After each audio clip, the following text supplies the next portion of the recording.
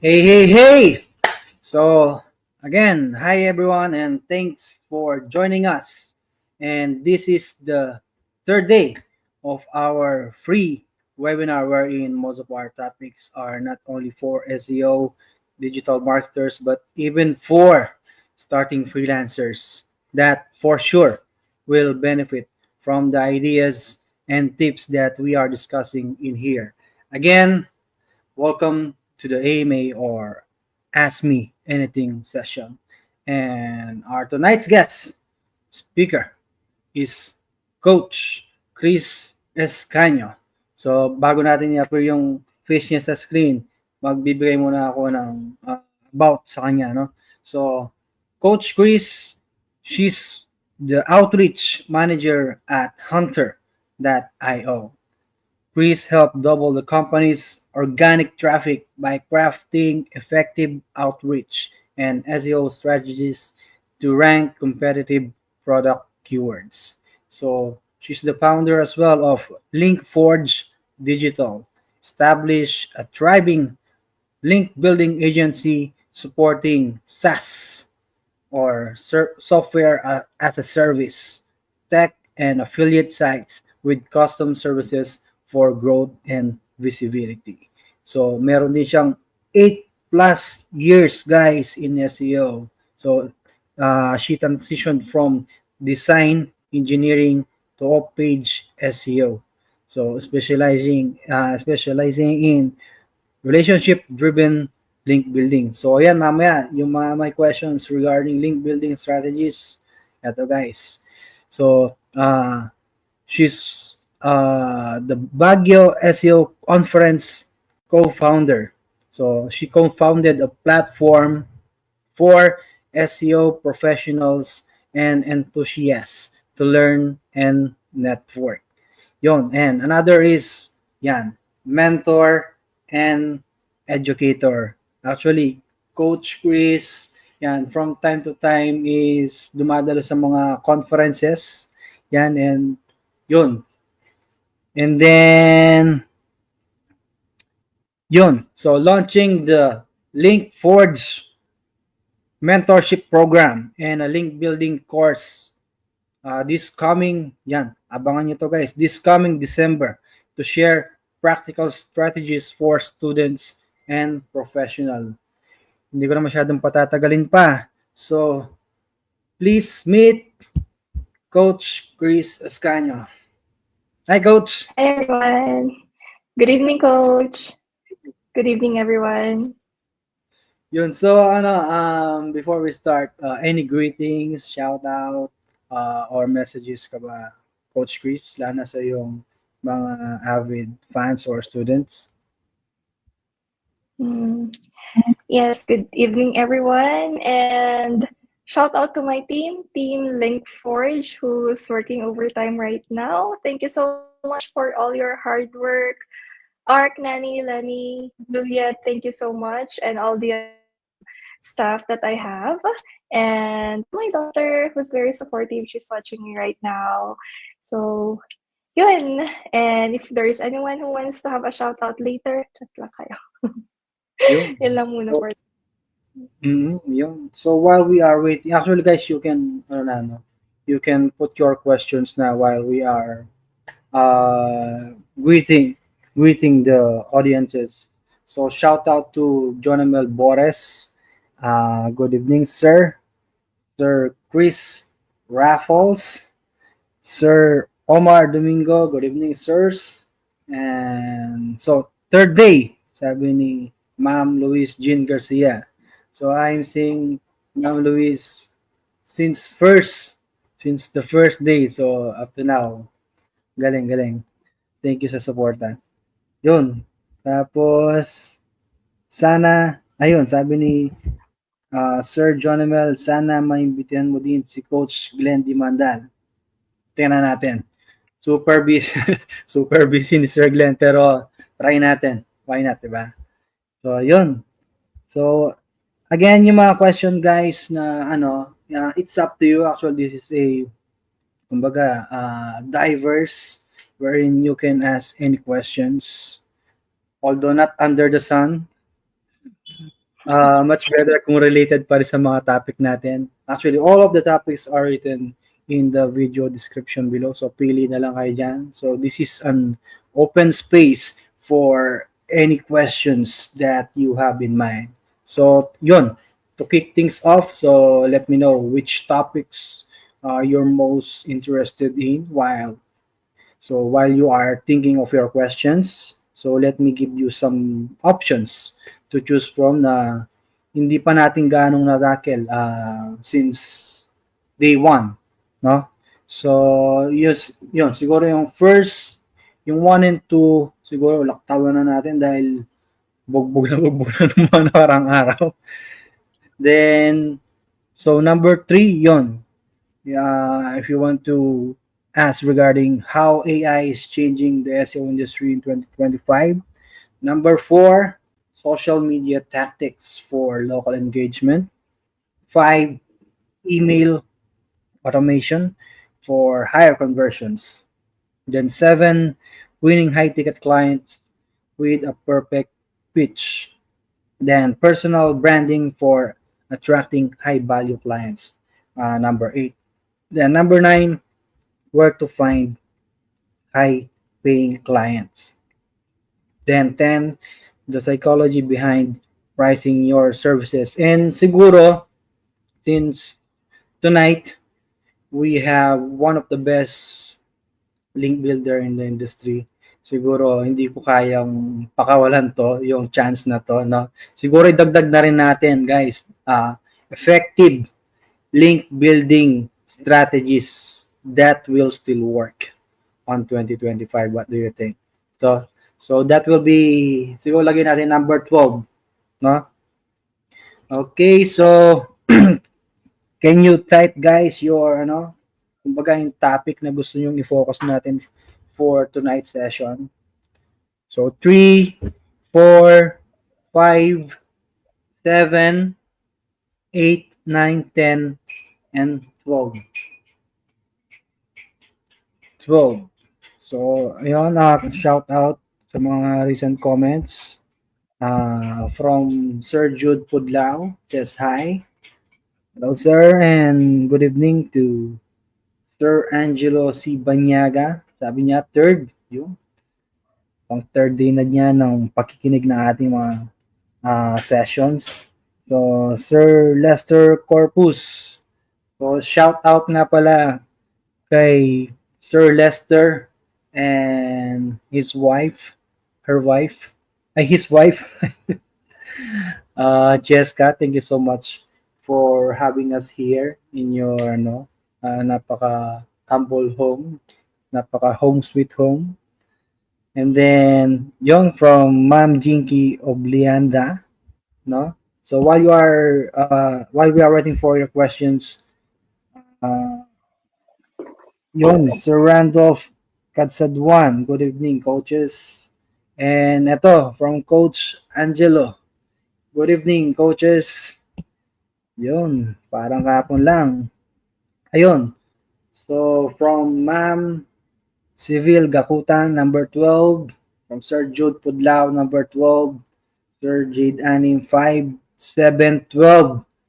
Ma'am, mag-ready ka na. Mukhang marami yung mga gustong gustong malaman yung mga strategies when it comes to link building, lalo na yung mga talagang napaka-effective. So yun, from Lon, good evening coach.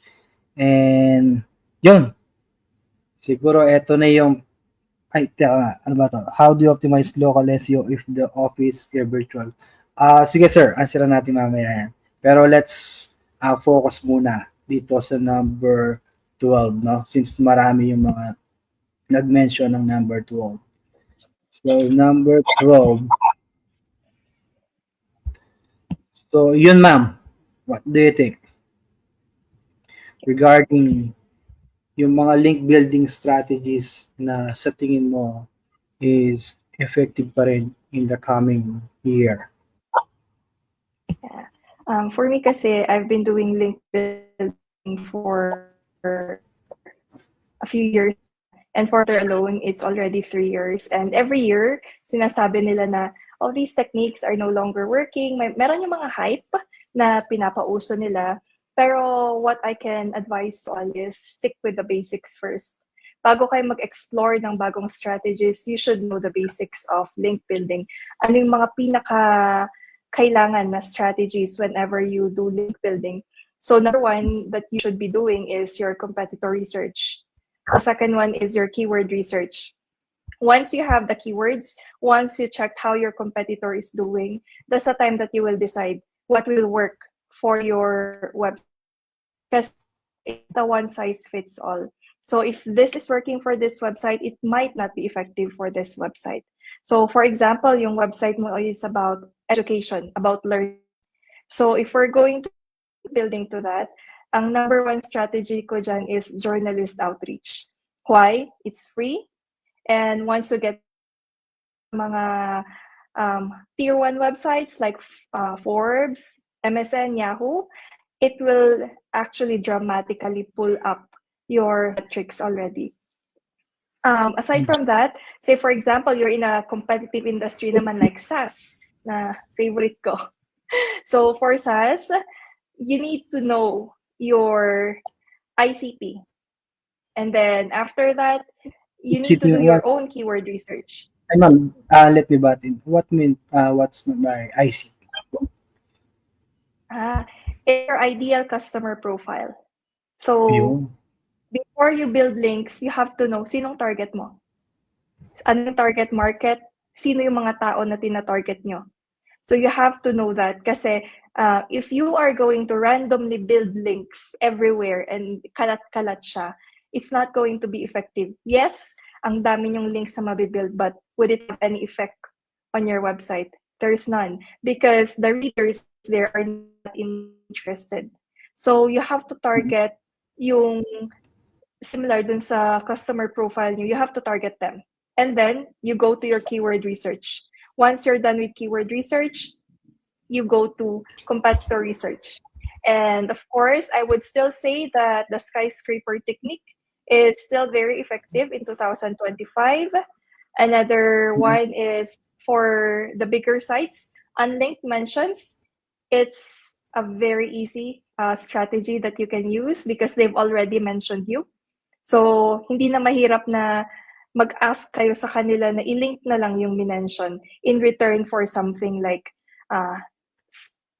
say free trial ng product nyo, yung sa affiliate program nyo, or a link.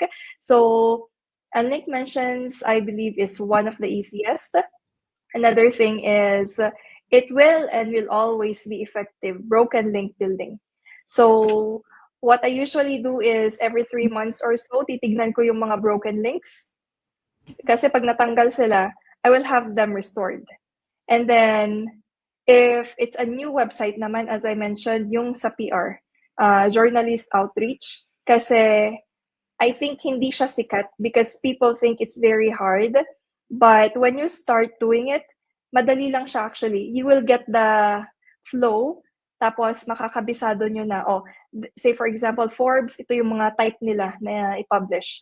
So Yahoo, these are the articles that they like to publish. These are the answers that they want. So maybe in summary, for next year, it will still be the original strategies, but we can also add siguro yung audio link building. So audio link building, so ang hilig ng mga tao ngayon sa podcast, right?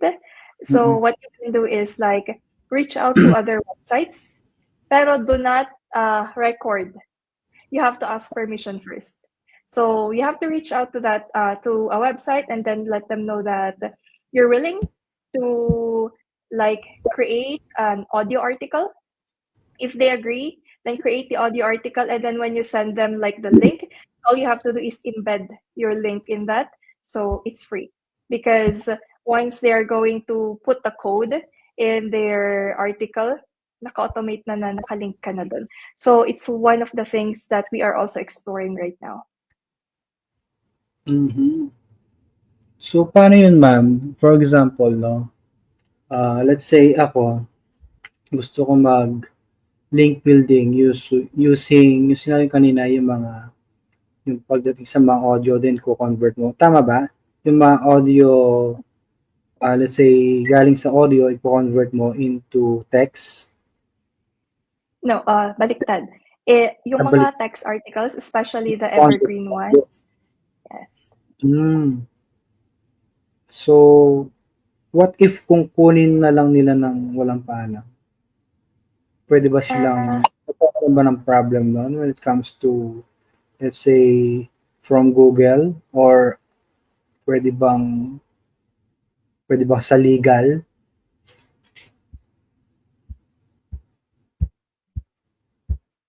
Possible ba? that's why, because there might be complications that will arise, matatag din kayo ng, yeah, plagiarism is still in effect there kasi sa kanila yon. And even if you copy na i-record nyo and then you publish it, our target is mailagay yung link natin sa website nila. So until they agree that they're going to, like dun sa article mismo, dun lang sa baba, ilalagay nila dun na this is the voice recording of this article by, and then Coach Adrian Gaña. And then under Coach Adrian Gaña, nakalink doon yung website mo. So it's automatic once they put it dun sa if they're using WordPress in publishing their articles, lagay lang nila doon, nakalink ka na. Yo. So what if naman, ma'am, ay coach, kung halimbawa i-paraphrase na nila yung mismong content. Would it Yung be mismong content. plagiarism? It depends on how many percent is plagiarized. Kasi usually, di ba, Kasi when parang we're writing content, actually maraming gumagawa yan parang copywriting. So kukuha ka ng idea sa, like kami before, kukuha kami ng idea sa iba't ibang website, and then i-compact namin into one para makabuo ng mas mahabang article, and then mas mahabang content wherein much more informative siya compare sa pinanggalingan. Possible ba 'yon? yeah, that's the skyscraper technique. So, So, yung sa skyscraper is you research kung ano yung top articles for a certain keyword. If you already have the article, tignan mo kung ano yung content ng article nila. And then, you get the ideas, and then make sure na update mo yung article mo to be the best. Pero kapag wala ka pang article for that certain topic or for that certain keyword, what you're gonna do is you're going to get all the unique ideas and then add your ideas so that you will have the best article, and then optimize mo lang properly para mag-rank ka sa SERP, and then you also do your link building for that keyword and article, and then that's how you are going to rise on top of your competitors when in reality, tinignan mo muna yung sila. So, it's a continuous competition eh. So, say for example, wala ka, and then you publish and it became the best, tapos nagpunta ka sa number 1. Si number 2, titignan din niya yung content mo, titignan niya yung ibang content, update niya yung content niya to become better. And if they do good, they will go to the top. And then you do the same. So, it's always continuous. That's why link building is continuous. And of course, updating the content is a must. For us, every 6 months, we're updating the content kasi. For others, I think every year. Pero if you're not going to update your content, eventually, mawawala ka na. So, kailangan consistent, no, coach? Consistent and competitive. Consistent and competitive. Yun. Perfect. So, ito question from, lagay nga natin. Yan, ito. Question from Sir Jade Anim. Ang sabi niya, what are the most effective, although nasabi na yung iba ni Coach Chris, what are the most effective and up-to-date link building strategies for SEO 2024 or 2025? And which key metrics should I use yun to measure their success? And ko siguro doon Yes. sa So key let's metrics. yes. Just focus dun sa key metrics since we've already mentioned yung mga strategies. I encounter a lot who focuses on DR and DA for their link building, and I would say that's like at the bottom. Not naman at the bottom, but that's not really the priority. For me, to measure the success, it should be the relevancy. How relevant is the article? How relevant is your keyword? So the article that you should be linking to is relevant to the keyword that you are trying to rank. Say for example, we're talking about digital marketing, and then yung pinapalink is about HVAC. So even if ang taas ng DRC, for example, ng digital marketing site, nasa DR90 siya, and then ilink mo sa HVAC, yes, hihilain niya yung DR, pero it will not count kasi walang relationship. So, one relevant keyword compared to 10 na low quality or irrelevant na links is much better. Another metric that you should be checking is the traffic of the website. Not just traffic itself, but the trend of the traffic. So ano yung nangyari in the past year for that website? Steady ba yung growth ng organic nila? Naapektuhan ba sila and are they recovering? Or baka naman pababa ng pababa. If that's the case, we prefer not to link kasi hihilain din nila kayo eventually. There will come a time na baka mag-zero yung traffic nila or their traffic will continue to go down. That means it's no longer a good website. So whenever we're linking, we have to check the trend. And another thing is the page traffic. Kasi what's the use of linking to an article if there's zero traffic? Walang nagbabasa. No one is going to click your link. So what we usually do is we check for pages that has traffic already. If it's guest post links naman, what we do is we check for the low competitive keywords, but it has high search volume and it has low difficulty din. And it has high traffic potential. Why? Because once you publish that article with your links in it, there is a possibility na ito yung magiging number one na isa-search. Yung keyword na pinublish ninyo, yun yung laging isa-search and isa-search. So, eventually, mas mabilis kayo na mag-gain ng traffic and mag-gain ng visibility at mag-rank sa SERP. Another metric siguro that you will also have to consider is yung sa as I mentioned kanina, yung sa relevancy. So, if you're into SaaS, it's better to, or we highly recommend to link only to SaaS websites or marketing websites in your industry. So if it's like you're in MarTech, then find sites in MarTech and SaaS. In FinTech, you're going to do the same. And do not link to PBNs. Do not link to link farms because they are short-term solutions. Kung gusto nyo talaga na mag-survive, do not do that. Ayan. unless sabihan ka ng boss mo na gawin to. Para sinabi ni Coach Anjo kapon. Yan yung pinagawa sa kanya. Pero yun, tama dun ko. Kung talagang ang habol mo is long term. So, you go for the kumbaga, sa legitimate, di ba? Sa mga legit strategy. So, yun, when it comes to Coach, just a follow-up question regarding sa content. No? Halimbawa, sa isang article, mga ilang words or characters yung kailangan na isulat nila para mag-rank yung article nila. Kasi good question. Sa amin kasi, we do not write any article that's below 1,000 words. So mas we prefer to go for evergreen content. Kasi if you're gonna write a content that's only 500 words, anong ilalagay mo doon? You will not be able to explain. Parang overview lahat yung ibibigay mo. So when writing, our target is always to make sure that it gives value to the readers. If it does not give any value to the readers, kahit gusto mo siyang i-rank, the tendency is it's not going to rank.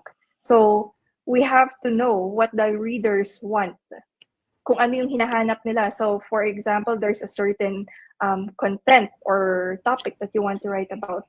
So, write about that content in details na makakatulong talaga sa hinahanap ng readers mo. Kasi that's where you will be getting your organic traffic. Say, for example, naghahanap ka ng about link building. So, wala namang nagsabi sa'yo na ito yung article na maganda. Pero dahil nakita mo na it's very helpful, it's beneficial to you, you keep on clicking it. And return, tumataas yung ranking ng article. So that's one of the best ways to gain organic traffic, especially if you have tight competitors. Ayun. So what if naman, coach, kung halimbawa kaunti lang yung yung text content niya, pero nilagyan niya ng infograph, parang picture na halos lahat ng info na kailangan nila nandun. Ano pa rin ba yun? Effective pa rin ba yun?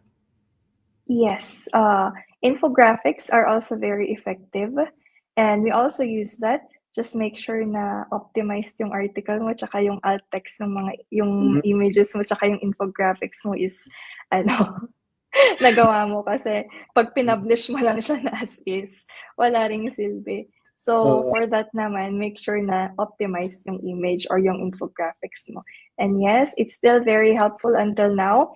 What I can say is evergreen articles that gives information, informative articles are helpful and they rank easily. Infographics rank easily as well, as long as clear yung pagkakapresent, hindi yung gumagano na yung reader para lang mabasa yung infographics mo. And lastly will be listicles. Why? For listicles, a lot of people are always looking for the best, the best, the best, the best. So that's what we're always targeting, to be listed in listicles and to be on top, of course. Top 3 will be good. Ayun. So what if yung image naman, coach, di ba merong mga alt tags yan or alt text na tinatawag?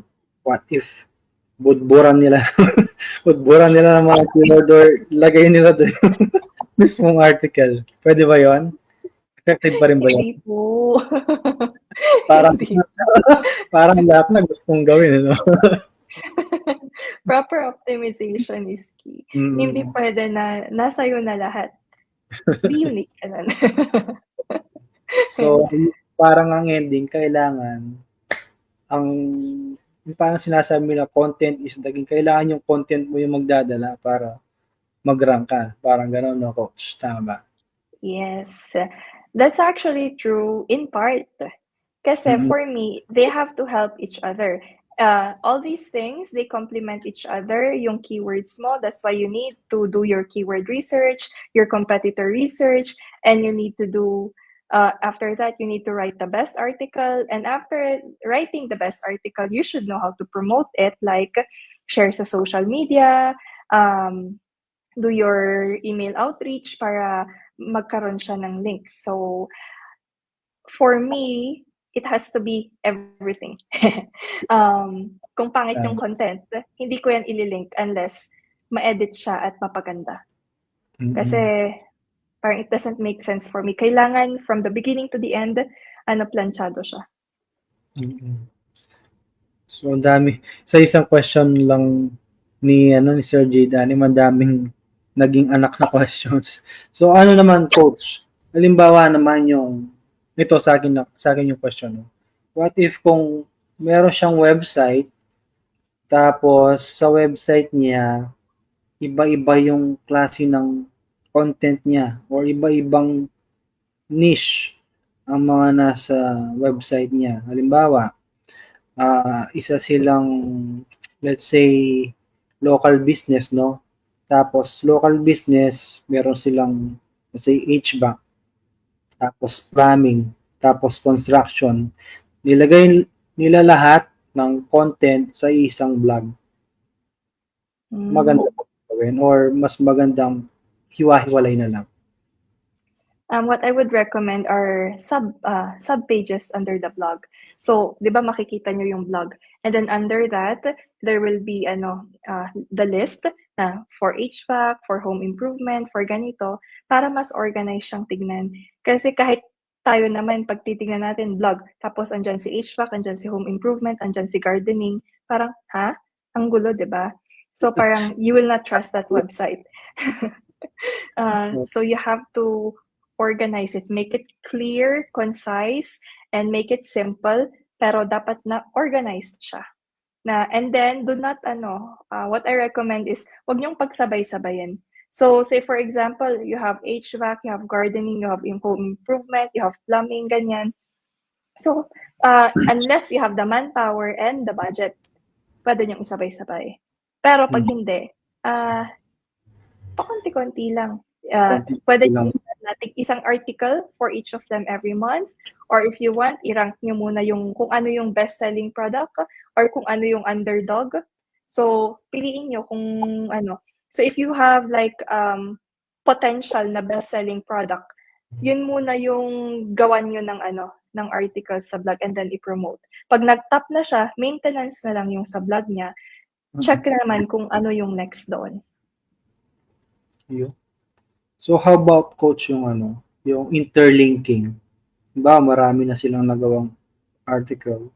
Tapos ililink niya tong isang blog niya papunta sa isa pang blog niya or yung mga mini blog articles niya ililink niya sa gusto niyang iparank na page or ay article. May ano ba yun? Malakas bang epekto ng pagdating sa sa rankings? Yes. If you notice, blog posts without internal links, usually, they're not so effective. Kasi whenever, say, one blog is ranking, binibigyan din niya ng link juice or hinihila din niya yung traffic ng mga nakalink doon. So, what we often do is, kung maliit na konti pa lang, less than 100 yung pages nyo, it's okay, do it in Excel.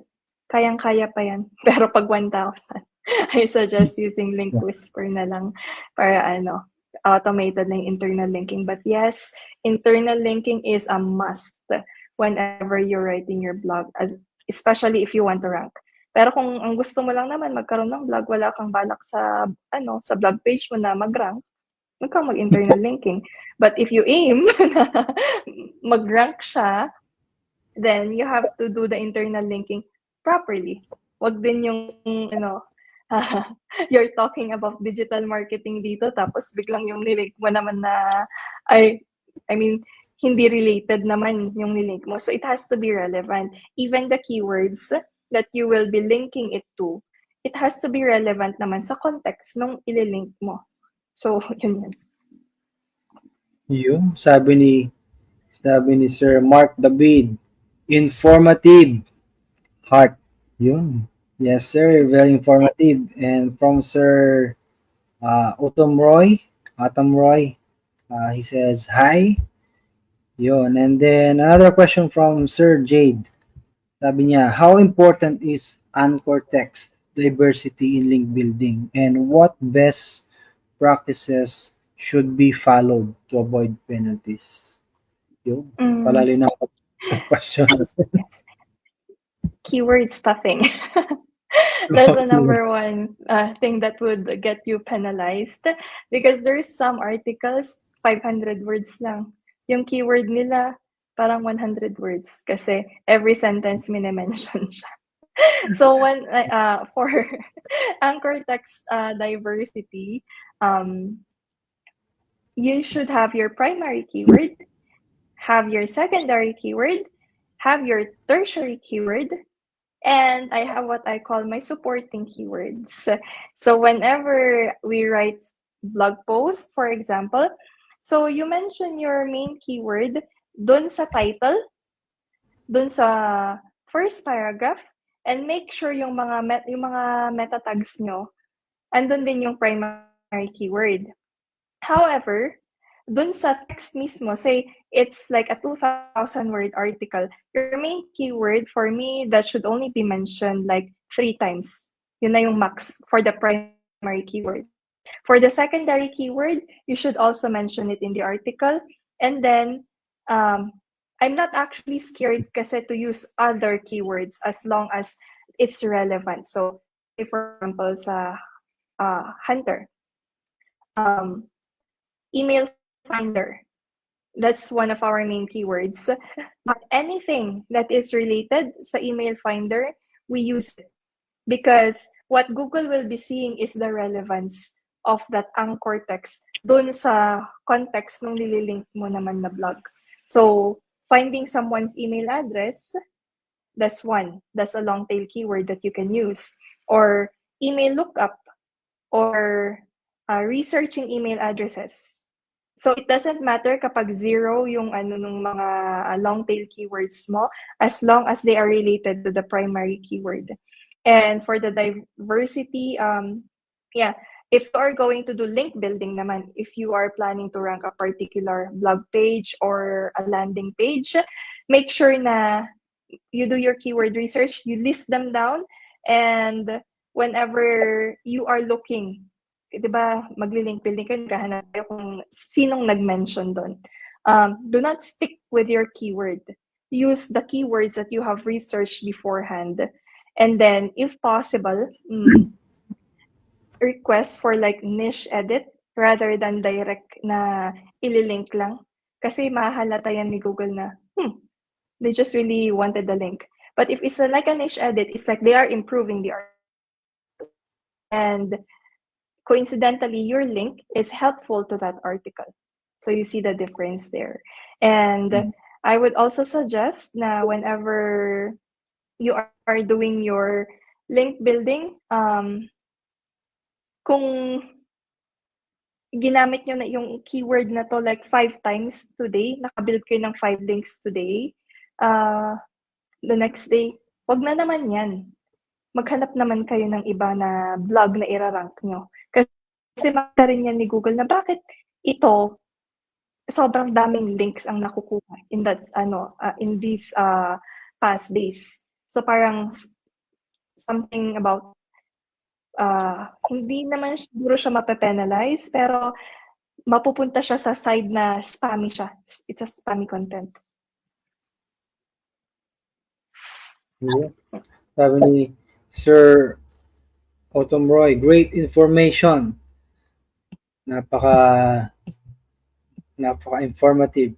Tapos, eto, question from Sir, ano nga pala, Coach, bago ko makalimutan.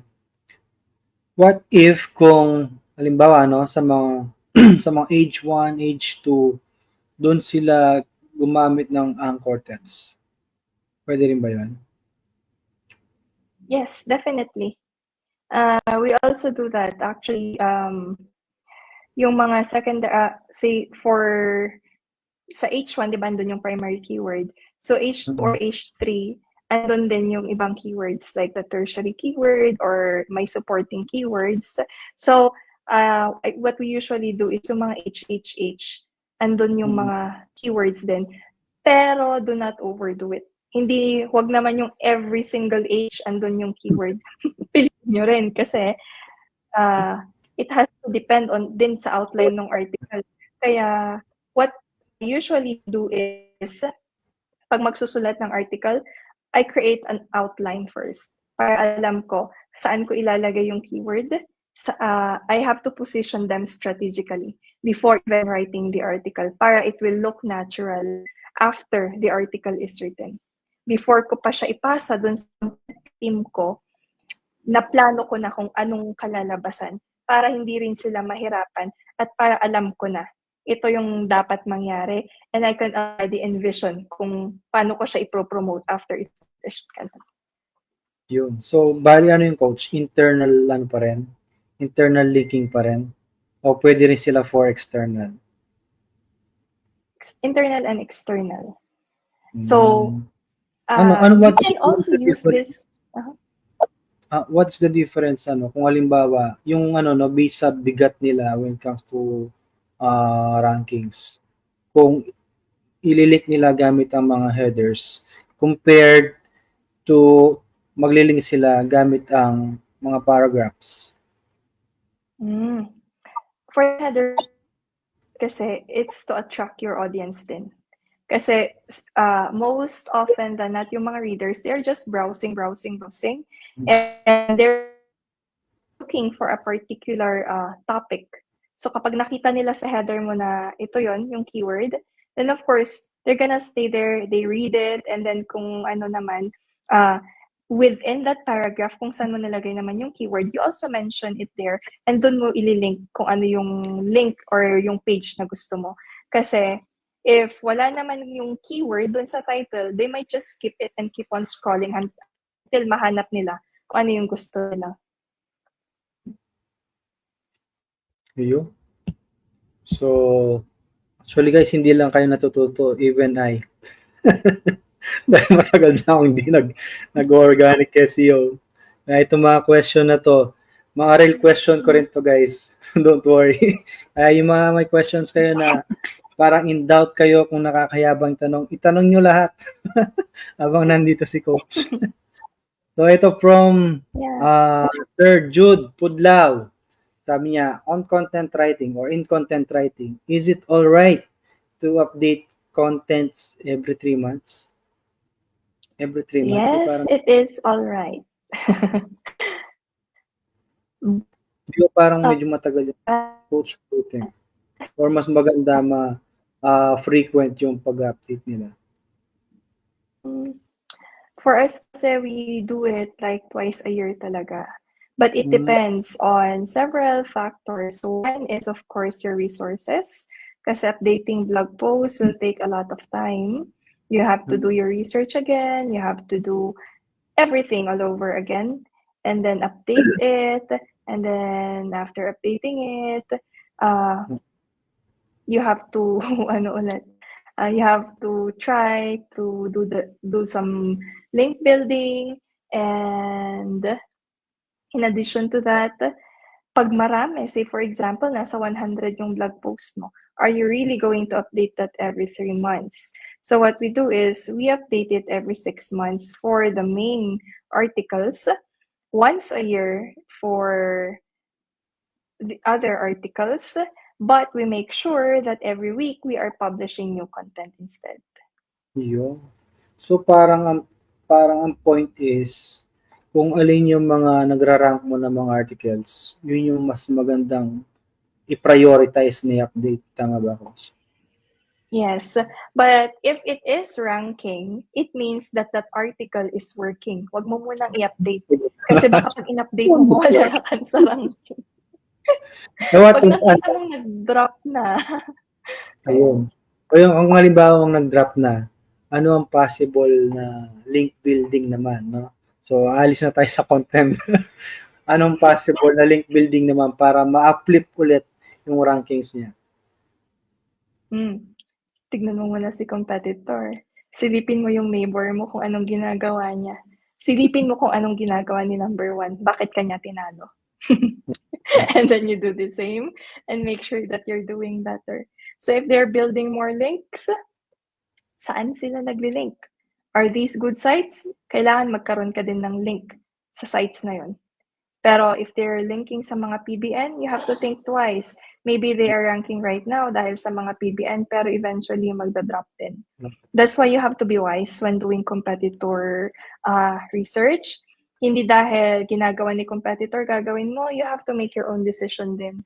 So if they are really good websites, of course, copy it. Kaso kapag mga PBN, you have to think twice talaga. And also, you have to add kung ano yung ideas mo na pwedeng makahelp. So, for example, sa amin sa SAS, o sige, si competitor, these are the links that they built. So, 10 yun. We will be reaching out to those sites to make sure that we get links. But in addition to that, yung 10 sites na yun, titignan ko rin yung mga nila, competitors nila. And I will be reaching out to their competitors to link din sa amin. Why? Because they have a content na pwede kaming mag-link. It means their competitors have the same content kasi they're copying each other. So, from 10 original links, nagpa-branch out yan, makakakuha ka ng at least 100 na leads mo for link building. Easy. Yun. Ayun, meron ka bang tip kung paano mag-outreach para maging yung pag-outreach sila is kumbaga convincing. Parang kasi, 'di ba? Kung wala kang ipapalit or ibibigay, mahirap di ba? Pero kung makuha mo Depends on your product. yun, yun, depende. So, tingin mo, coach, ano yung pwedeng may suggest pagdating sa ganyan? For this kasi, I have several clients on top of Hunter. So, it varies. But what is consistent for me is I do A/B testing every single day. So for all my campaigns, say for example, for this website, I'm launching like email campaigns today, and meron akong 200 prospects. What I do is I will segment those prospects and I will test the subject lines. I will test the email copy. Sometimes I will even test yung yung validity ng recipients.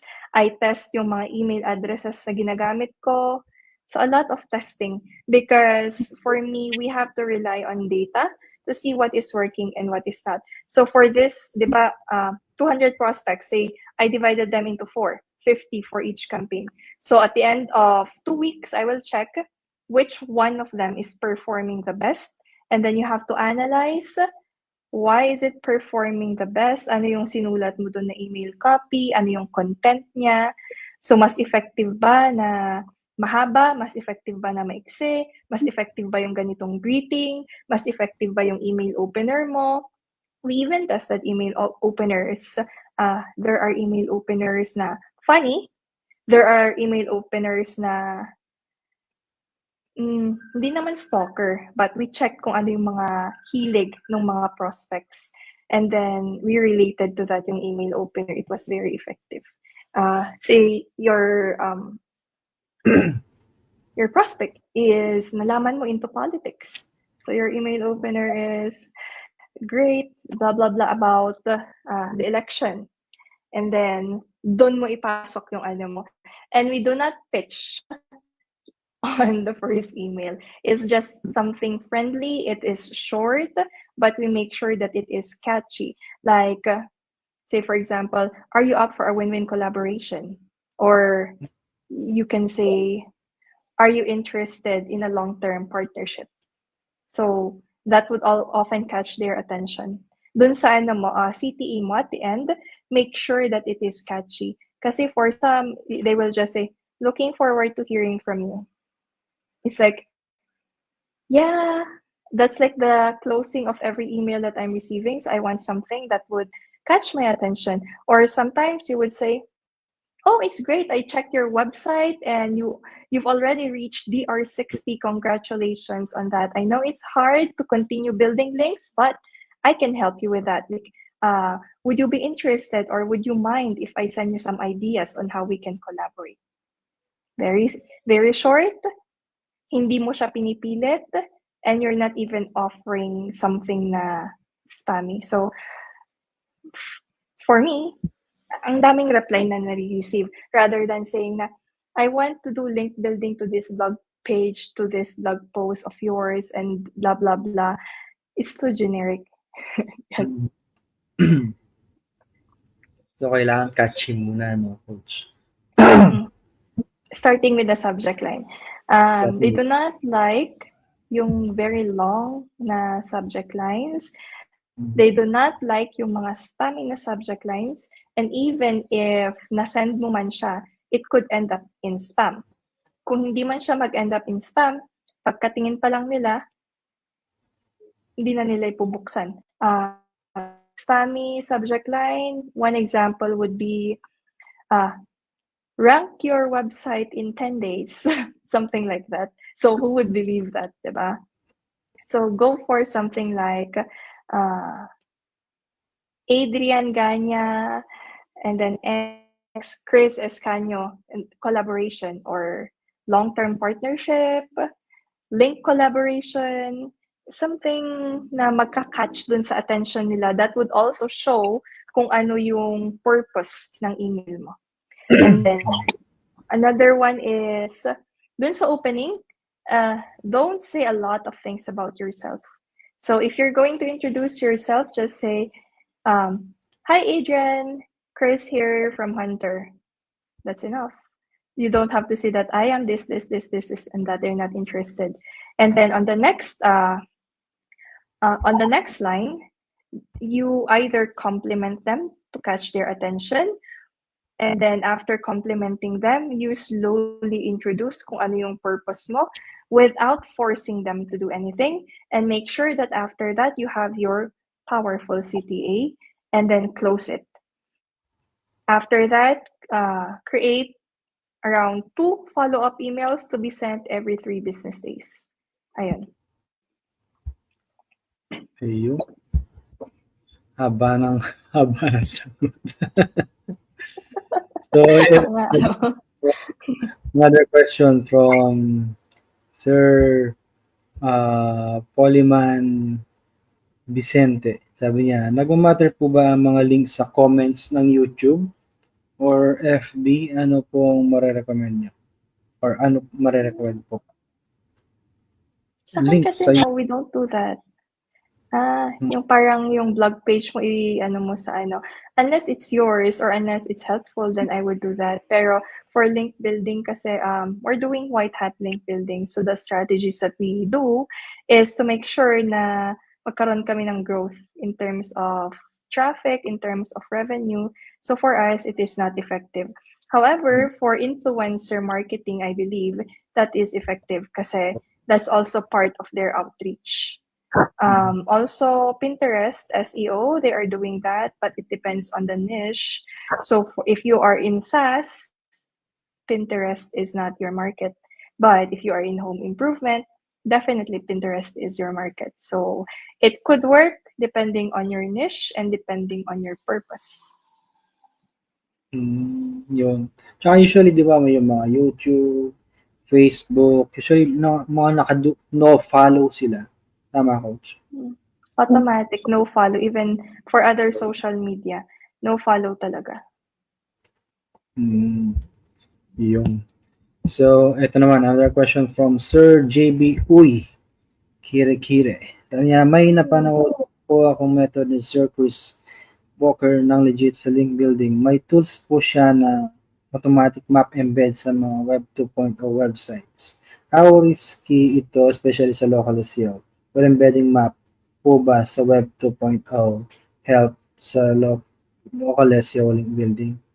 I think I'll answer this one. Pero kung merong an idea, Coach, pwede rin. So, usually naman, when it comes to Web 2.0, pwede silang gamitin. Actually, even I ginagamit ko yun eh. Pero, make sure lang, hindi sila hyperlink directly sa money site or sa mismong website na pinaparap mo. Usually, ginagamit lang yan for tier 2 or tier 3 para hindi madaling ma-detect ng analytics or ng Google Search Console. So, yun. So far, we are doing it for almost 5 years now. Wala pa naman suspend just because of it. Kaya ingat lang. Siguro ingat lang. Medyo malakas sila pag minsan. Pero pagdating sa sa ranking factor, actually hindi na sila ganun talaga. Much better pa rin na do the white hat talaga. Yan. What do you think, Coach? I'm not so familiar kasi with local SEO link building, kaya I'm not gonna comment on this kasi I know you're the expert here and I really want to learn local SEO from you. Kaya. And I don't do local SEO link building. Maybe I did, but not yung like the strategies that you mentioned. So yeah. No comment here. medyo papunta na sa gray hat yan. At pinag-usapan ng hat na. So yun, Sir JV. Ano na siya, basta lang, kumbaga, hinay-hinay lang. And then yun, napaka one very important rule, never mong ililink yan sa sa money site mo. Nako, biglang ilang araw lang or ilang linggo lang suspended yan. So ganun lang, ingat-ingat lang, no? Tapos yun from Sir Kram Nirang, sa niya, good eve coach or coaches. Good eve, sir. Tapos from Ma'am Princess Mary Marine watching from Japan. Yun, Hmm. konbanwa. At ito naman yung isang coach natin sa Sunday. Abangan nyo to. From Mm. Coach Angeline Licerio. Sabi niya, yay, moshi moshi po. Sabi niya. Yun. So, on Sunday, guys, please don't miss it. No? Same time, 6 o'clock pa rin. So, ang magiging guest speaker naman natin sa Sunday, ito, isang malupit na, na link builder din. At saka, pagdating sa SEO, pwede niyong itanong kahit anong klaseng tanong. Siya nang bahala sumagot. Yun. Good evening, Coach Angeline. Tapos from Sir Chris Raffles, sabi niya, what is a good strategy to find prospects for email outreach? And what's the best messaging approach? Ayun yun, parang sabi mo nata kanina yun, no, Coach.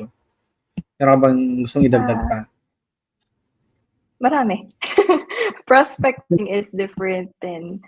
It's Mm. another process. Tool. Ang dami kong pwedeng masabi. How about tool? um,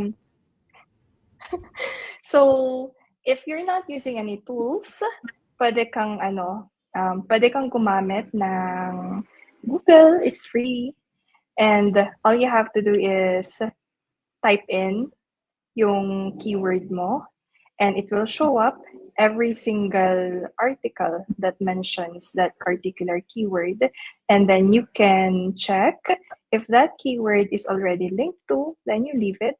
If hindi pa siya na-link, then you can reach out to those owners. However, if my budget naman and you're using Ahrefs, which is what I actually use, the first thing that I usually do is go to Content Explorer and then just enter your keyword and check all the articles with a title na nag-appear yung keyword mo. After that, download it.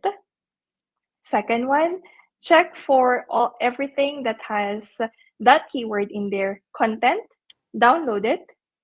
Next one is check for all that has the keyword in their URL and then download it.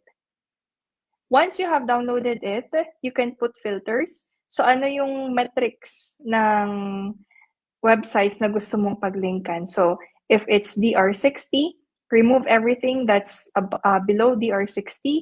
After that, remove everything based naman sa traffic mo. So if you're targeting at least an organic traffic of 5,000, everything below 5,000, you remove it, and then you remove the duplicates, and then you clean it up a bit. Tanggalin mo yung mga PBN, tanggalin mo yung mga bad site, tanggalin mo yung competitors. However, for me, I have my own template kasi. I do not like repetitive tasks. That's why I create scripts often to do everything for me. And if not naman, si Google Sheets, just use yung mga formula, mga VLOOKUP ganyan to automate para yung 1 hour na gagawin mo, it can be done in just a few seconds. So once it is done, of course, I would recommend you to use Hunter to find the email Yun. addresses, to verify the email addresses, and of course, Pwede ka nang hirapan kung reach ganun out. So, sa madaling salita, para di kayo Yeah. mahirapan, guys, check nyo lang yung hunter.io and then gamitin nyo na rin. Yes.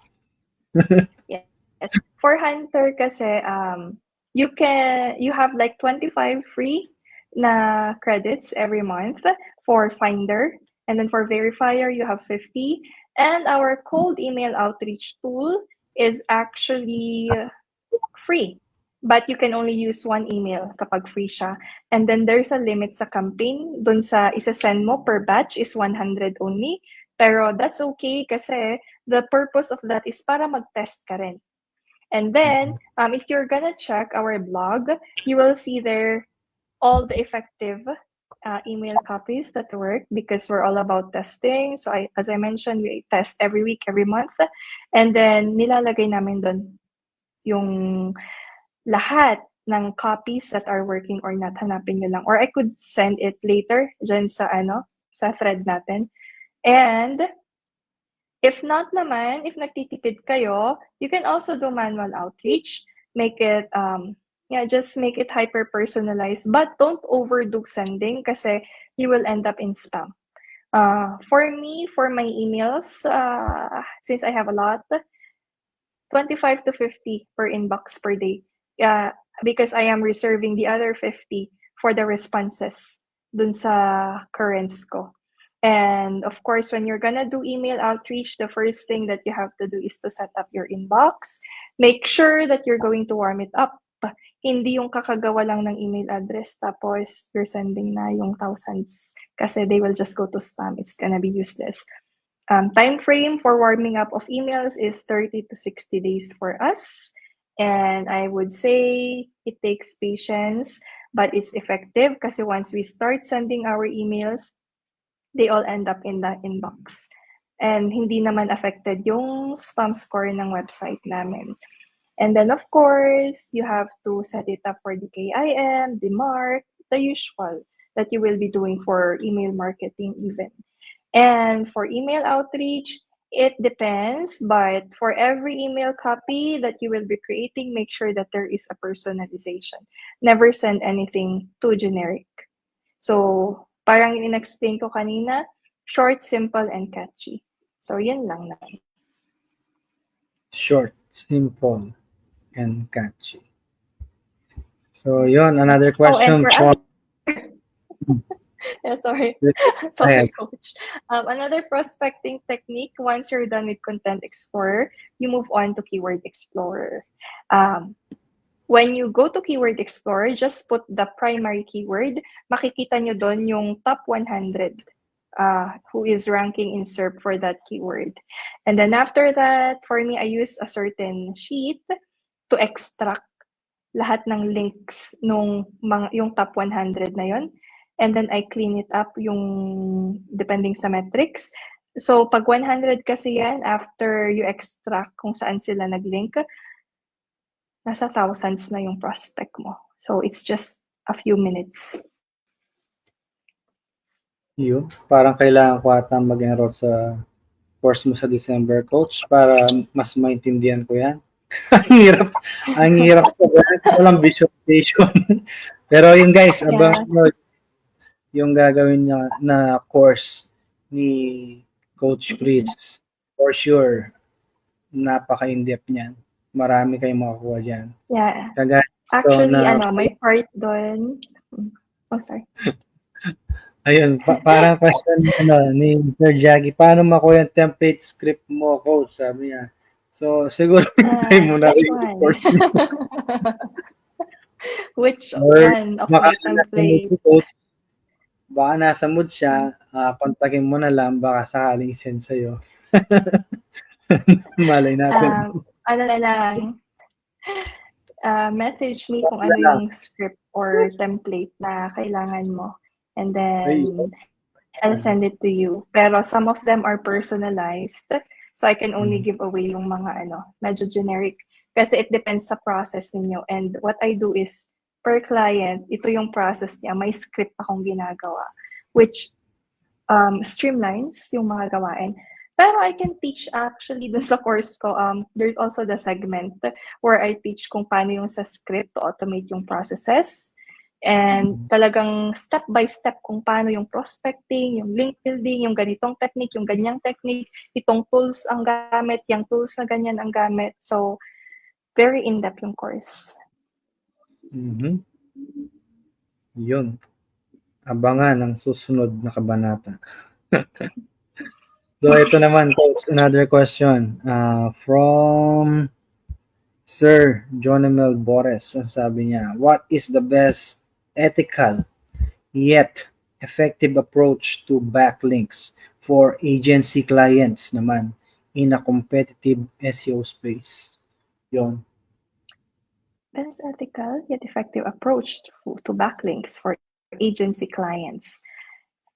For us, I would say most ethical is guest posting, the free one, not the paid one, because you are really offering value.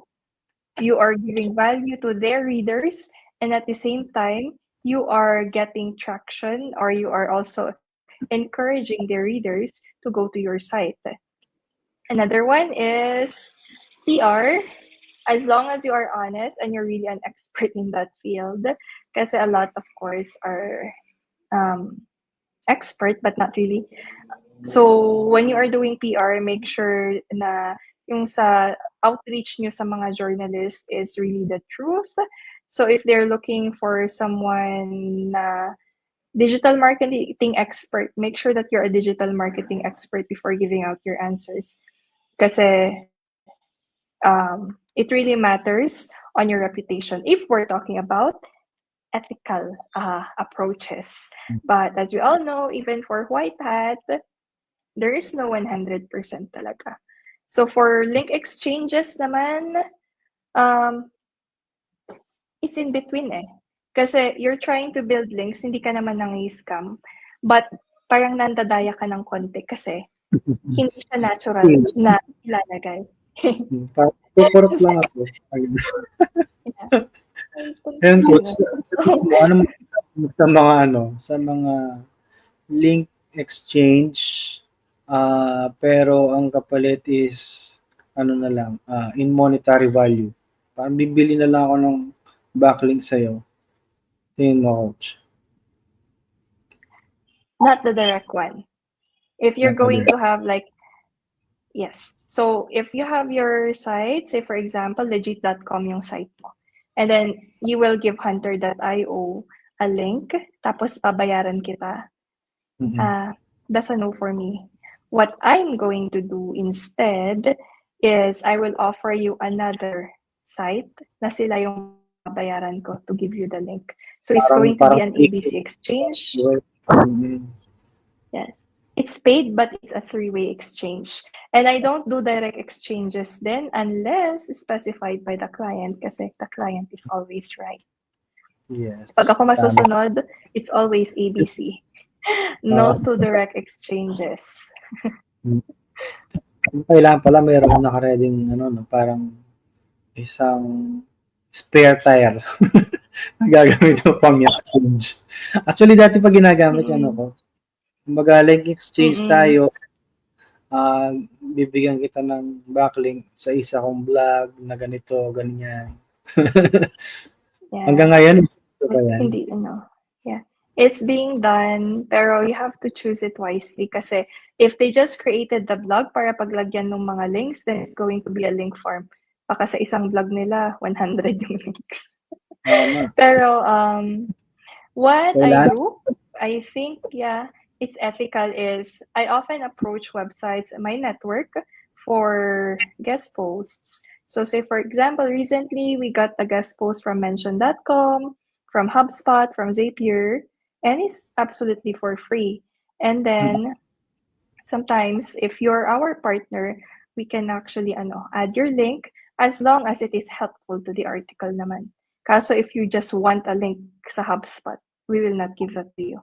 Kasi of course, it's not ethical and sisirain niya yung article na sinulat namin. So only relevant links, that's a way to help our partners. And by helping, it means bigyan din kami. Yes, siyempre naman. Reciprocal. Yeah. So meron tayong another question. I think lagi tong question. So what do you think the days of SEO are over? Parang yung question since 2010, narinig ko na to that SEO is dead. Na ngayon? 2024 na. So what do you think, Coach? So kung idea ko dito, SEO, yung mga nagsasabing SEO is dead, actually, dead for iba, no? Pero it just continues to evolve, no? Parang, kasi dati, gagawa ka ng website, meta title, meta tags, keywords lang, magra-rank na, no? Pero ngayon, habang yung algorithm, nag-iba-iba, kahirapan. Pero since, ganun talaga eh. Kailangan sumabay lang. So, ikaw, Coach, what are your insights regarding that SEO is dead? For me, no. They've been telling us before pa, di ba? When we're starting na SEO is Oh, dead every single year. But I think that's a good keyword, no? SEO is dead. So you can use that to rank. But for me, it's not going to die. There will be changes, yes. There will be a lot of changes from Google's algorithms with the introduction of AI, but SEO will never, or not never, but SEO is not dead. It just evolves. yun. Say, for example, yung ngayon, sabi nila, wala nang mag-SEO kasi nga si Google, di ba? Kaaway ng bayan. But I think um, with the boom of businesses online, kailangan ng lahat ng SEO kasi more and more people are learning about it. In the old times, ang bilis lang mag-link. We just reach out to a web owner or the webmaster and tell them, oh, this is helpful for your article. Can you link it? Yes, I already added it. Thank you so much. Sila pa nag-thank you. Mm. And walang kapalit yun. But right now, hindi na pwede yun. Madalang siya. Mm. Actually nga nung nakaraang araw lang, nagbabasa-basa ako ng mga forums regarding the newly released Search GPT, and ang questions ng marami is where does it data will come from? For sure, it will get it from Bing, di ba? Or yung sa Microsoft Bing. Pero Hmm. sa malamang kukuha rin yan sa iba, no? And other things that they're telling is that it will get information from the feeds coming from people or users. So, kung gano'n na mangyari, so parang magiging Reddit lang siya, no? What do you think, Coach? Sa Reddit ganyan ang ano, ang kanilang kumbaga parang kapag magse-search ka sa Reddit, usually mga sagot doon uh, came from answers Mm-mm. from users ng Reddit or mga yon mga comments na mga gumagamit ng Reddit. Tingin ko aabutin sila ng ilang ilang decades bago nila mapuno yung data nila kung manggagaling na sa tao. What are your Yes, insights, tama. Coach? Um, for me, about Search GPT, I actually started using it primarily because friends kami ni Chat GPT ever since. I use Chat GPT a lot. And I think that with the data that Chat GPT has about me, about my searches, yung history ko, whenever I search something through Web GPT, it will give like a more personalized ano kasi result. So for me, for that one, yung data din nga talaga nila is like what you've said, it's like it was extracted from several other search engines. Um, but it's really just up to us how to utilize everything properly and balancing everything. So I would not say na mag-rely solely on Search GPT, but also check the other sources and see. You have to be observant. Tignan ninyo kung ano yung ano. Try nyo yung isang search from all of them and then see the results, which is giving the best results, ano yung differences nila, and then you make your decision kung anong best for you, ganun din. Ayun. So, follow-up question regarding that, Coach. Ito. How can AI improve link building strategies in 2025? Since pinasok na lang yung about sa AI, ito yung sungsong na tanong. It's going to improve your processes a lot. Do you know na pwede kayo mag-prospecting using ChatGPT? Yes. For me, what I have been doing this year is integrating AI into our processes. So as I mentioned Mhm. earlier, I like automating our processes and I like integrating AI. So say for example, when I am doing my May research ba? for May sa Hunter.io ba yan? Or sa company mo, sa Linkforge? for me, For it's you. for Linkforge. Okay. Yes. Ah, yeah, for Linkforge, I have been doing a lot of testing this year. Kaya na-streamline na rin at naayos yung mga SOP and processes namin kasi I really integrated AI into our system and the script and the automations because I believe na AI cannot destroy link building, but it can help us. So for AI in link building, sa prospecting ninyo, if you are using like free tools, then you can ask ChatGPT to help you na maghanap ng mga prospects. It can also help you sa content. But again, please do not use like generic prompts. And then for link building, yung mga email copies ninyo, if you're going to send like a cold email, you can ask the help of AI. Pero yung result niya, do not use it as is. You have to edit it. You have to tailor it according to your needs. So for that one, it has to be a balance. Do not rely solely on AI, but use AI to help you na mapadali yung buhay ninyo. So for Mm-mm. strategies then in addition to that, you um you can create like for me kasi I create yung mga prompts and I have my own profile na sa ChatGPT so that whenever I ask him, alam niya na ito yung taong to, ito yung profile niya, ito yung history niya. So everything is tailored para sa akin. Kaya I don't have any problem kahit gamitin ko pa si ChatGPT to create content. I'm pretty sure it can produce good content. Ang gagawin ko na lang is to polish it, to make sure that it is optimized, and to make sure na ano. Kasi, content tayo. Di ba ang hilig-hilig ni ChatGPT yung mga words or certain words na favorite niyang ginagamit whenever magsusulat siya sa inyo. You can create a prompt actually or ano, na hindi niya gagamitin yung words na yun. So, the next time, hindi nyo na naman itatype kung ano yung words na bawal. So, di ba? Mm-mm. Isang ano lang na ilagay nyo na and it will be useful for you in the weeks, months, or even years to come.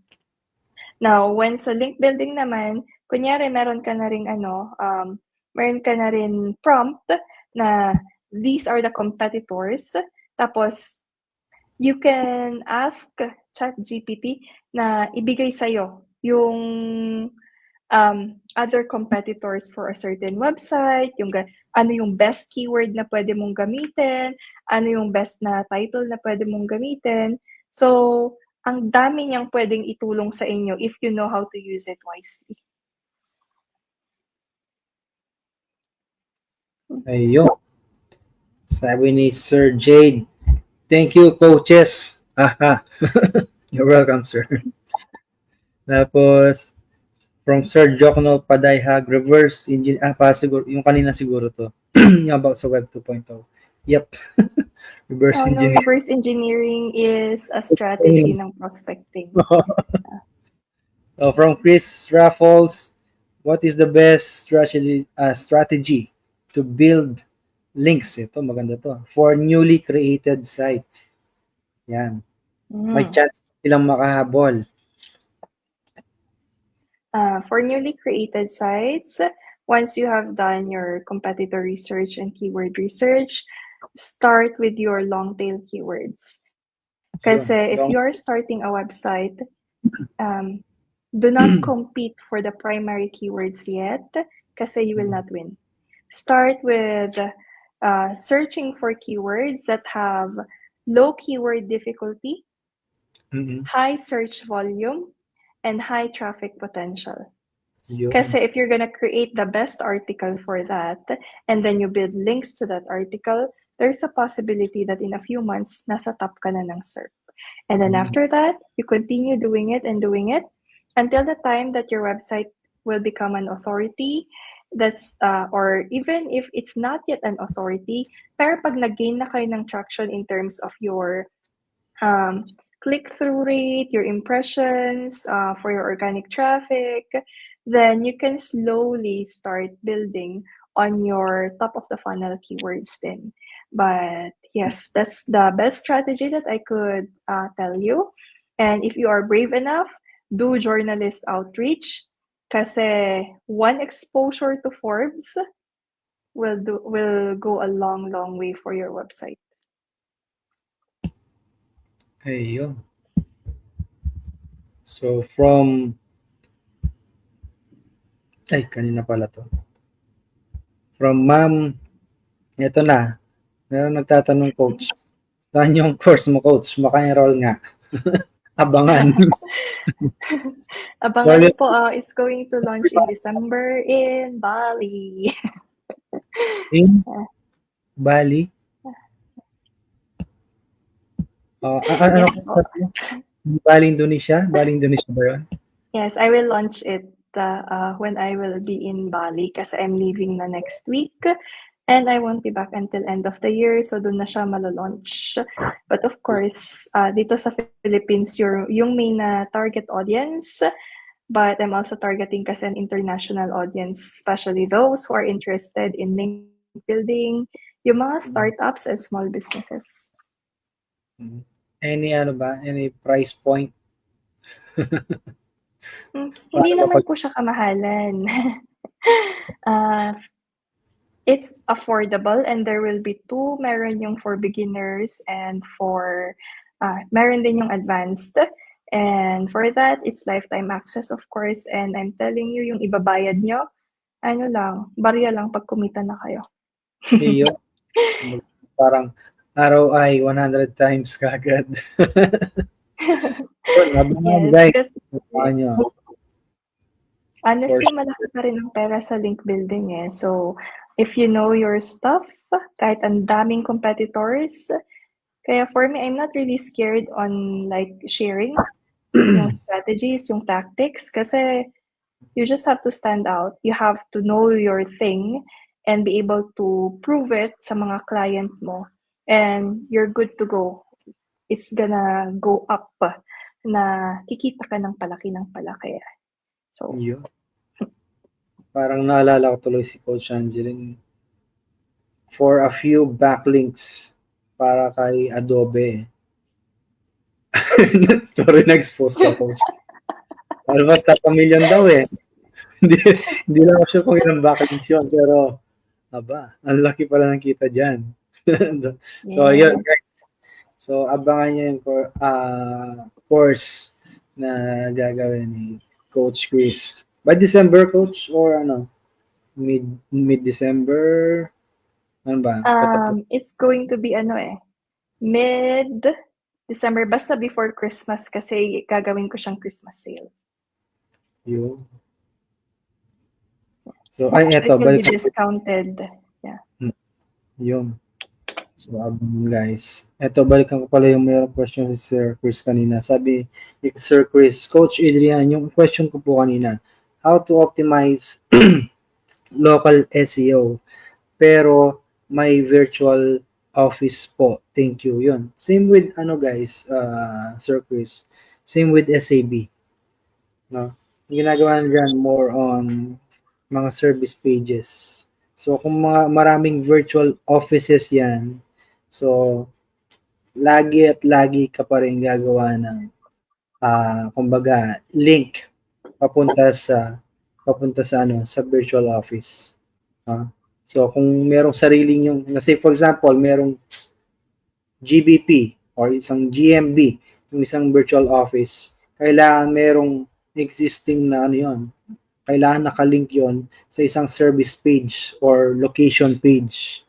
Napaka-importante nun kasi yung dalawang yan, ang website at saka yung Google Business Profile, kailangan laging magkadugtong. So, yun. Pwedeng optimization yon. And then, of course, syempre, build din ng backlinks, local citations, and then do the other strategies. Kung makakapaglagay ka ng schema, then yon, optimize mo na rin yung Google Business Profile. Yun. As long as na ano, ah, okay naman yung ano, kumbaga, lahat may apply mo, much better. So, ganun. And yung balikan natin ibang ano dito, coach. Sabi, discount na lang pala sa course since mag-Christmas na. Hmm, yes. Yes po. Kaya ko siya ilo-launch ng Christmas kasi I'm planning to give uh, a huge discount for the first month nung course until after New Year. And after that, tsaka na siya mag-regular price. Kaya hindi ko rin masyado pang ina-advertise Mm-mm. publicly. Doon lang kung saan ako sa Oo. mga nag-guest, like dito sa webinar, I'm telling you guys para you know ahead of time na it's gonna Yun. be cheap muna. Mhm. Yes. Yun, mabilis lang guys. Early bird catches an early worm. Yun. From Sir Polyman Vicente, may list po ba kayo ng mga free site na pwede mag-link po? Free sites. Anong niche? Anong niche yan? Siguro depende sa niche na coach. Tingnan mo. Yes, because as I mentioned earlier, relevance is very important. And Mm-mm. for free sites na pwedeng mag-link, I'm going to give you a tip. Go to Google and then enter yung keyword na gusto ninyo, and then plus, and then write for us or guest post, and then click on search. It will show all the websites na tumatanggap ng free guest post for ano, ng free guest post that are talking about that particular keyword that you are searching for. So it's free.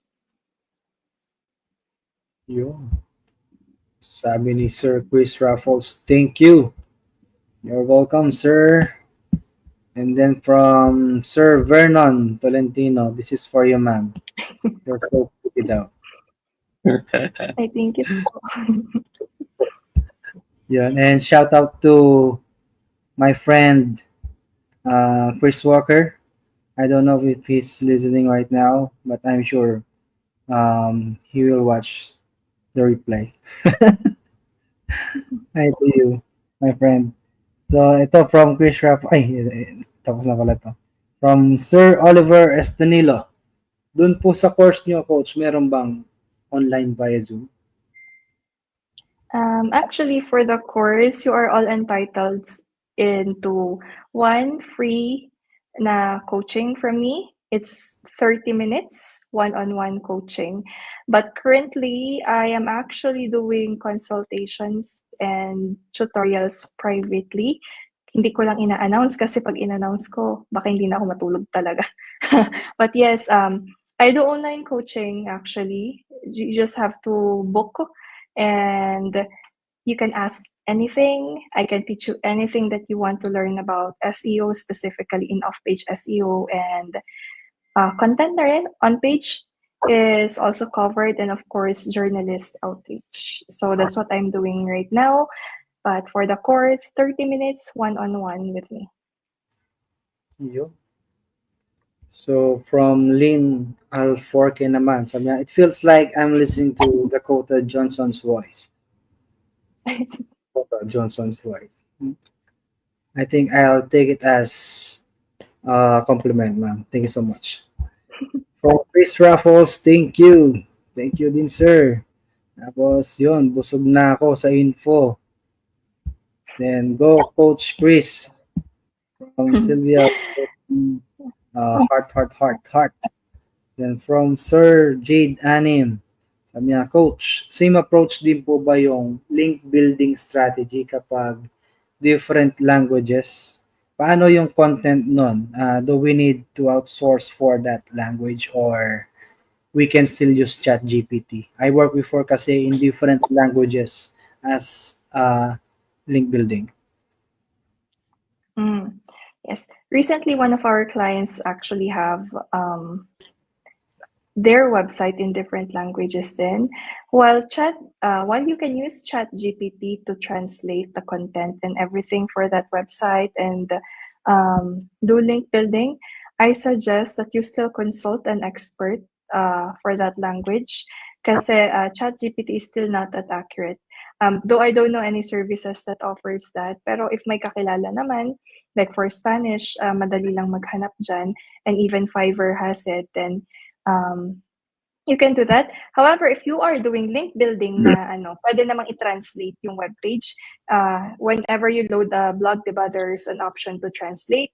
Then just translate it and then you link dun sa anchor text na mo. The only difference for that is hindi siya ganun ka-accurate kasi say for example, Brazilian, diba? Tapos nag-translate ka sa English. And then ang nilink mo is in English. Kaso yung readers kasi nila are Brazilians. So kahit i-click nila yun, nasa English pa rin siya. So baka hindi nila maintindihan. Kaya if you are going to do that, dapat yung blog or the blog pages that you're going to link are in different languages din.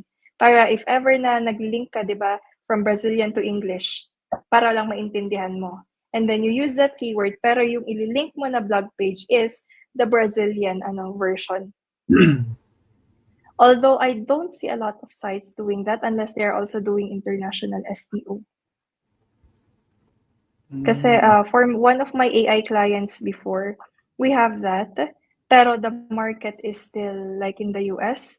And if we are going to like want to rank the blog page na written in French, we will reach out to French sites na talaga. So French site, and then our the counterpart of our blog article in French. So hindi namin nililink yung English version dun sa French na site. So from Ma'am Princess Mary Marine, she says, receive a lot of valuable information today. Thank you. And thank you for listening. And ito naman from Sir Oliver Estonida, may recording ba to, Coach Adrian? Yes, sir. Meron. And probably in the coming few days or weeks, ang gagawin namin dito sa mga videos na to is ikakat namin yung ibang mga questions. And then, siguro lalagay namin as reels para mas mas madaling kumbaga, mas madaling intindihin. Then maglalagay na rin kami ng mga subtitles. Yan. Tapos from Sir Jackie the Trickster, sabi niya, paano ang procedure nyo po ng audit site link building? Procedure, ma'am, mukhang mabato kayo ba? Procedure ng audit? Idea lang siguro. You mean link building audit? Yeah. If it's link building audit naman, madali lang siya. So, what I use is Ahrefs pa rin. Have to be loyal sa Ahrefs. So just go to the backlinks, and then if you want to do a entire audit for your website, then just load. Depende sa subscription mo. If it can load like 2 years or 5 years, then just load everything. And then what I do is I export it, and I do the audit sa sheets so that I can filter accordingly. So first off is to check yung mga toxic websites, which are like the PBNs, yung mga xyz.com, mga ganyan.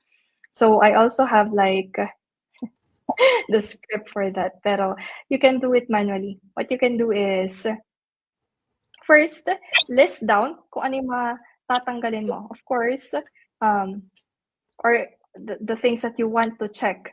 So you have to separate yung mga good links and the bad links. Tignan mo kung ano yung ratio nila. But for me kasi, I don't usually do disavow. Kasi it's just going to be the same. Mag-disavow ka ngayon, dami pa rin maglilink na mas spammy sites. So what I do is just to build better links and better content. And then, when you're auditing, you have to check kung, of course, ano yung mga top pages? Which of your pages are ranking sa top in terms sa backlinks, yung sa mga referring domain nila, and then you also have to check kung ano yung mga pinaka-popular. I cannot explain it in just this short kasi it's a whole process talaga. But simple ganun. Haba pag-explain. But Coach, for the process itself, magpatingin ako sa sinabi mo kanina. Parang bigla akong naisip, what if kung let's say meron kang competitor na ang ginawa niya is magtanim ng sobrang daming spam link sa website mo. Aside from disavowing them, what else can you do? revenge joke. No. Revenge spam.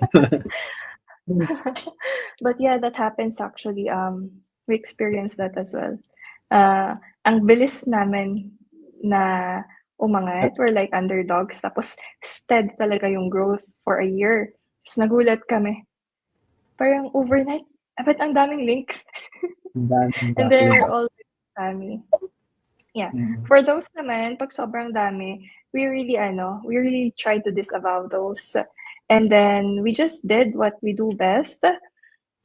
And for me, wala naman kaming ginawa dun sa competitor namin. Kasi my thing is that instead of wasting your time na sirain yung competitor, why don't you do better? Why don't you copy what they are doing and integrate kung ano rin yung mga strategy and plans nyo to become better? Kasi that's what we're doing din naman, di ba? We check our competitors and then after that, we try to become better than them para ma-outrank namin sila. So, for that, walang masyadong gagawin dun sa dun sa sumira. Kasi I don't recommend din naman na bawian mo sila kasi it's just a waste of time. Just focus on yours, ganun. Based on your experience, coach, mga ilang weeks or months ba kapag nag-isabaw ka matatanggal ba kagad? Hindi. Usually, it takes weeks for those links na ma-disavow. Actually, minsan it can even take months. Depende kung gaano karami din. And kaya ayoko talagang pinag-aaksayahan yung pag-disavow. Yung resources ko, ilagay ko na lang into building better links para yung ratio ng mga spammy tsaka bad links will become lower as compared to those na mas mga quality na links. Kasi meron mga 'di ba? For example, merong website or web page wherein talagang ranking number 1 na siya. Kumbaga, unbeatable na siya dahil sa dami ng high quality backlinks niya. And then yung content, maganda pa. Sa tingin mo, coach, matatalo pa ba yun ng ng mga spam? Kahit maglagay sila ng 1,000,000 spam? No. If you're going to check, I'm so confident. Pero for us kasi, sa Hunter, if you're going to check email finder, email verifier, we were not on top years ago. Pero ngayon, if you're going to see, kahit paulit-ulit yan, kahit ilang spammy link yan, we're consistently on top. And what we do is, we just do what we are good at. We continuously build links to our money pages, to their counterpart na blog pages.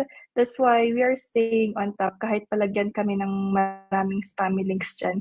The good ones will still outshine it and we still stay on top naman. Ayun, ang dami ng question. Siguro kahit mahigit 30 plus question meron na tayo. Anyways, guys, siguro para mapagpahinga si Coach Chris, mga last 5 questions na siguro, no? Coach, okay lang? Sige, okay lang po. Ayun. Thank you. So, ito again from Sir Vernon Tolentino. Sabi niya, what platform do you use for journalist outreach? It's Connectively and Quoted, but I strongly recommend Quoted because the first person that I ever trained has been hired by Quoted already. So, pinopromote ko yung Quoted kasi according to her, they have a really good platform, environment, and helpful yung CS nila. if you have problems. And also, in terms naman sa journalist outreach, sa quality ng platform nila itself, it's really good. Very useful siya as long as alam mong gamitin. It's user-friendly. It's not too expensive. There's even like yung ilang free na pitches na pwede mong gawin. And it's one of the most popular used by all journalists worldwide. Kaya if you're starting, the first one that I would recommend is Quoted, followed by Connectively. Ayun. So just Google for those two tools, guys. So from Sir John Robocop. Sabi niya, good afternoon coaches. Where can I watch the replay of this AMA session? I missed the beginning. So right after ng end ng session, uh, siguro it will just took 3 to 5 minutes, then you can watch the replay again. So probably sa mismong mismong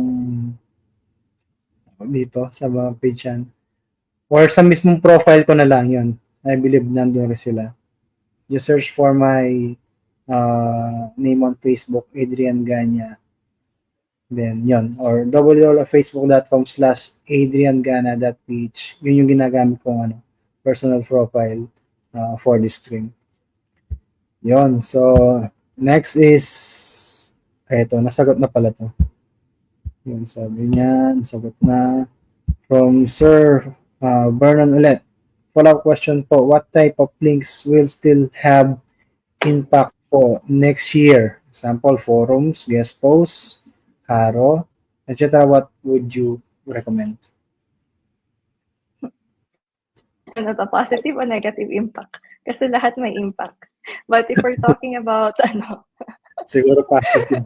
positive positive impact, guest posting definitely at the top of the list. Haro is now connectively. Yan yung sabi ko kanina. Haro is now connectively. So if you want Haro, use connectively, but I recommend Quoted kasi 'di ba sa connectively and Haro before naghihintay ka eh. It's 6 p.m., 12 midnight, and 6 a.m., and then it adjusts to 7, 1, and then 7 in the morning again. Kaya napupuyat yung mga Haro specialists. But for Quoted, andun na sila, and then you can just choose. Sa kasi connectively, pabilisan yan eh. Pagka-post nila ng questions, you have to answer immediately kasi usually there's deadlines. Yung iba naman, yung mga nasa top lang yung binabasa. So yes, journalist outreach links, yung mga PR links is very useful and effective. They have a huge impact. Guest posting will have huge impact. I forgot this earlier, but brand mentions will also have a huge impact, not just on your traffic, but in gaining visibility. So whenever you're doing link building, don't just focus dun sa mga money pages, blog pages, but also try to build a brand or build a name for your website or for your business. And another one that will have an impact, the type of links. That's all that I can think of. Yung mga pa rin naman, yung mga in-content links, as long as they are relevant, they will still have a huge impact. Siguro ang lang negatively talaga is yung sa mga PBN na links and even sa forums, parang that's wala na siya sa white hat. How about this one, Coach? What is authority-driven content partnership and how does it help with link building? Authority-driven content partnership is it's like building your name. Yeah. You collaborate and building your name as an authority on that topic. I'm gonna give an example for Hunter. We are actually experts in cold emails. So what we do is we do not just submit a guest post for one website. We build relationships. That's the goal. every time. So we are having partnerships with the big names. We even have guest posts in Ahrefs and it's ranking. If you're going to check unlinked mentions, the article for unlinked mentions in Ahrefs, it's our article that's ranking. So that's an example of authority-driven content partnership. And if we're going to compare, Hunter is a lot smaller than Ahrefs, but we partnered with an authority website on the topic that we are experts. And that's how we built our partnership.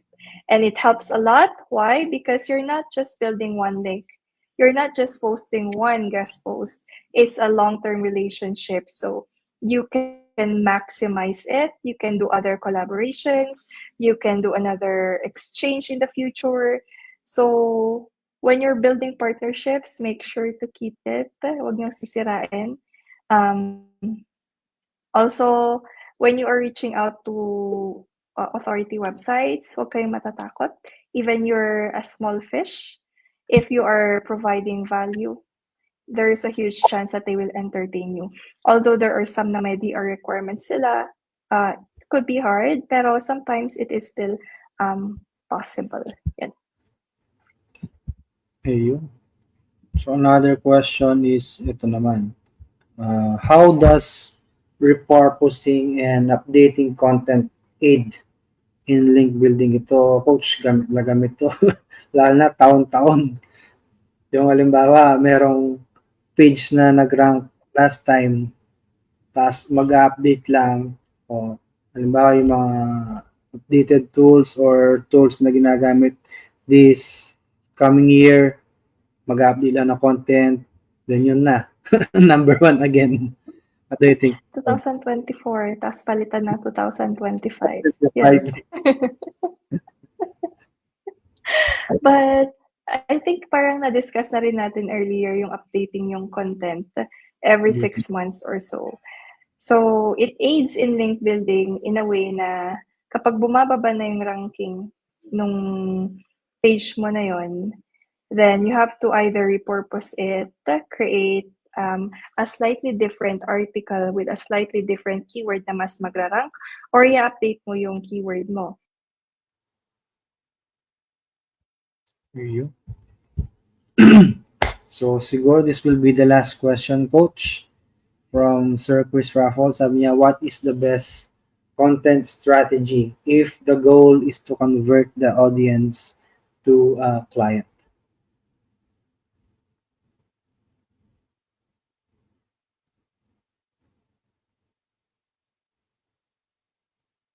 Ay, parang wala nga ata, coach. Parang yun. Nalobat earphones. Oh, sorry. Where are we? Sorry, hindi ko na narinig. Ang question niya is, what is the best content strategy if the goal is to convert the audience to a client? Case study. Yun. Easy answer. Case study. Yes. Kasi if you want to convert your audience to a client, you have to show off. You need them to see the proof that they should choose you and that you are the best. Kasi if it's just regular content, you will not be able to convince a client through that. Wala pa akong nakita. Unless you're going to email that client and then use that article as like the base to start the conversation. Pero content strategy, there's only one. That's case study. Yo. So, siguro, yun na muna. Grabe ang tagal natin. Magdadalawang oras na pala. So, again, guys, siguro, no? That's a wrap muna. So, and again, it was a blast. So, thank you so much, Coach, for accepting my invitation. Kahit na alam kong super busy ka, you still gave us time to share your ideas. And I hope baka sa susunod ma-invite ka pa namin ulit. So anyways, Sure naman yun, po. yun, salamat. So also thank you to everyone for joining today's webinar. So I hope the discussion were very helpful and yes, I believe, and inspiring. So feel free lang guys to reach out if you have any more questions. So not just if Coach Chris and I to answer some of our questions na hindi na-answer dito sa discussion na to. And also, please follow me on Facebook dahil sa Sunday, yan. So we will have a discussion again or a webinar wherein yung founder ng SEO Tutorial Philippines na nag-comment kanina none other than Moshi Moshi. Angeline Moshi Moshi ano ne. So be sure to save this post guys as we will be using the same link ulit no sa ating live stream. And as a final reminder, so stay tuned lang. So like yesterday, so just stay tuned for the announcement of our raffle winners. So in the comment, just type hashtag SEO. Teka lang ko na. Kailangan ko muna i-play yung ano, yung giveaway tool ng ano, ng StreamYard. So while waiting for it guys, siguro I'll just play the ano, tawag dito. Grabe, ang hirap mag, ang dami kiniklik.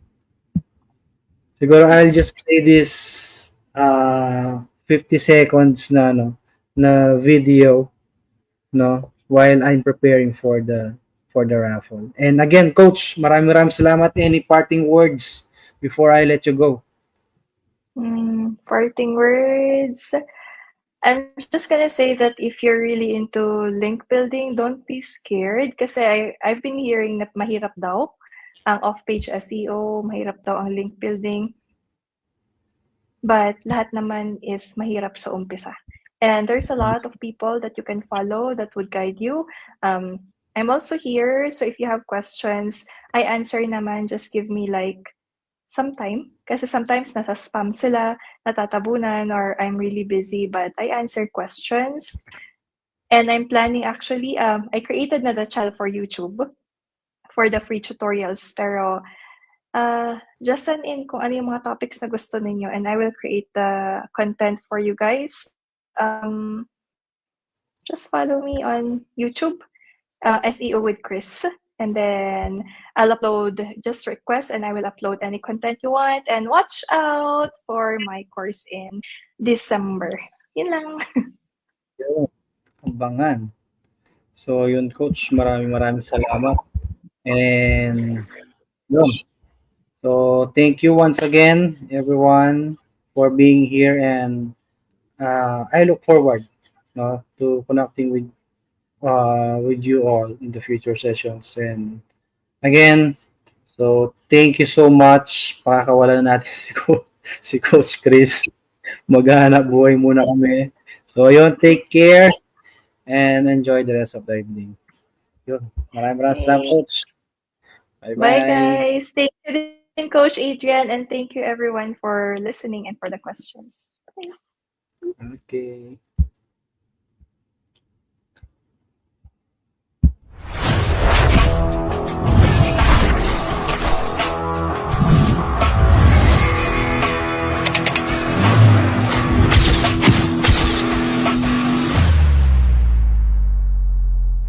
Hello, my name is Adrian Gaña and welcome to my local SEO Masterclass. So dito sa course na ito ay tuturo ko ang lahat ng nalaman ko when it comes to local SEO. Even yung mga strategies, techniques, and services na in-offer ko sa aking mga valued clients and customers ay kasali na mapapanood nyo sa series of videos na nasa course na ito. Maging yung mga tools, scripts, softwares, documents na pwede nyo magamit para i-market yung mga services na malalaman nyo rito for your own benefit at kasali na makukuha nyo dito sa course na to. Thank you and good luck. And guys, so sa lahat ng sasali sa ating raffle, just type hashtag SEO 2025. So let's start the raffle in siguro mga 15 seconds. So, ang prizes are 1,000 peso GCash just for fun and a winner of a basic local SEO masterclass enrollment. So, ayun, entries are 8, 9, 10,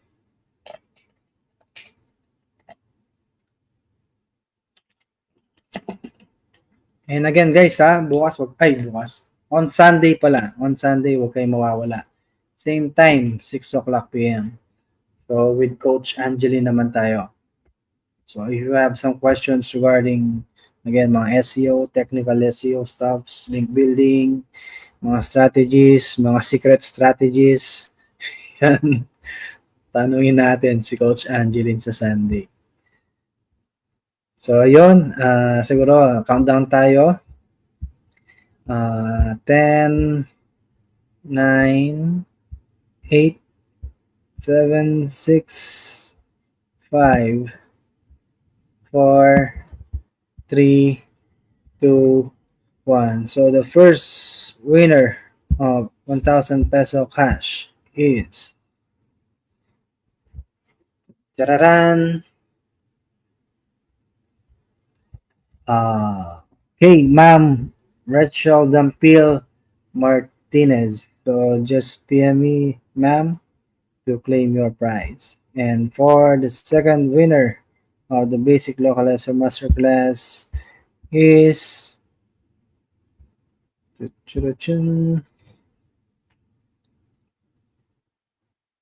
yun, Sir Raymond Marine. Congratulations. Yun, just PM me to claim your prize. So again, thank you so much guys and have a wonderful evening. Bye-bye.